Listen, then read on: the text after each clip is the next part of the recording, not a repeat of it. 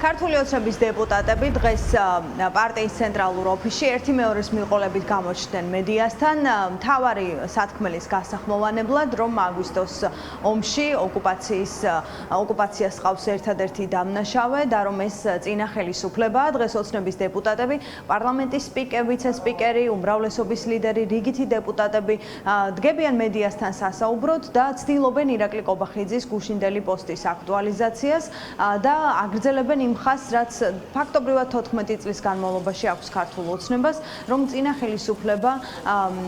ხელისუფლებამ შეუწყო აგვისტოს ომს ხელი მისი მოქმედებებით და რომ ამ მოქმედებების მთავარი ინიციატორები იყვნენ დასავლელი პარტნიორები. სახელისუფლებო პარტია ყველაფერს ამბობს წინა ხელისუფლებაზე და ერიდება საუბარს რუსეთთან დაკავშირებით. დღეს სხვათა შორის რუსულ აგრესიაზე ისინი საერთოდ არაფერს იტყოდნენ, რომ არა ჩვენ მიერ დასმული კითხვები.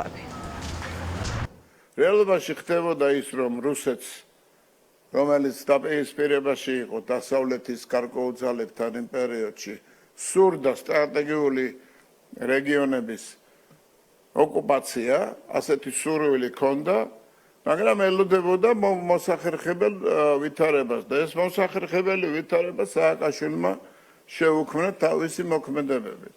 ზუსტად იცოდა, რაც მოხდებოდა და მობილიზებას აკეთებდა იმისათვის, რათა მნიშვნელოვანწილად ხელი შეეწყო რუსეთის ოკუპაციის დაკანონებისათვის.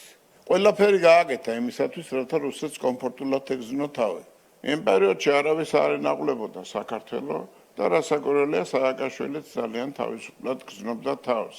თავის სასახლეში იყო, რუსეთის შეტევა თბილისის მიმართულებით ეს მის მიერ მოგონილი ამბავია, რუსეთმა მიიღო ის, რაც უნდოდა და რასაკვირველია, ეხლა დასავლეთს, იმ პერიოდის დასავლეთს ჭირდებოდა გარკვეული გადატვირთვა რუსეთთან ურთიერთობაში და დღეს სხვა შეკვეთაა. ასე რომ შეკვეთას სახელმწიფოს ინტერესებთან არავითარი კავშირი არ აქვს. ჩემი გუნდის ჩვენი ხელისუფლების პერიოდში არის დაბრუნებული ღირსება ჩვენ ქვეყანაზე.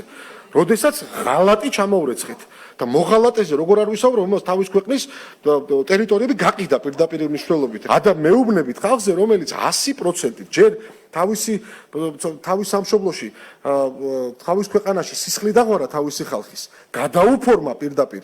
მე ამ ყველაფერი გააფორმა იმაში რეზოლუციებში და ამ ყველაფრის შემდეგ მეკითხები, რომ როგორ საუბრობ ნაცმოძრაობაზეო. აბა ვიზე ვისაუბრო? სამშობლო გაყიდეს 2008 წელს ქვეყნის ტერიტორიები გადააბარეს. არ გამოურიცხავ.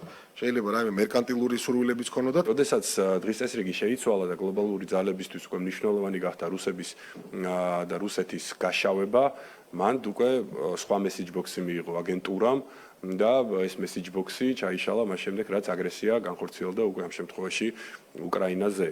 შესაბამისად, ეს აგენტურული ოპოზიცია თავის მდიდარ NGO-ებთან ერთად, რა თქმა უნდა, აბსოლუტურად დამოკიდებული არის გარე ძალების მითითებებზე. ეს არ არის სიახლე ქართული ოცნებისგან, ფაქტობრივად ყოველ წელს სახელისუფლებო პარტია არ უშვებს ჩანს ხელიდან, რომ ისაუბროს წინა ხელისუფლების ბრალეულობაზე და ნაკლებად რუსეთზე და ასე მოხდა დღესაც.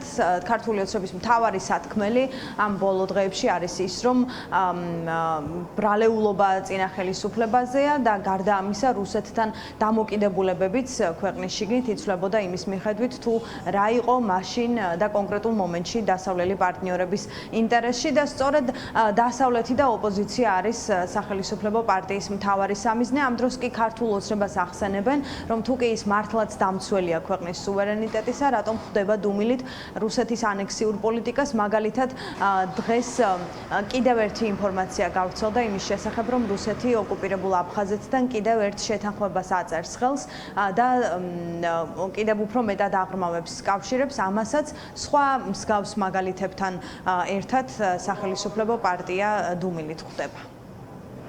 მადლობა რუსუდან დუმბაძე გვერდებოდა პირდაპირ ეთერში.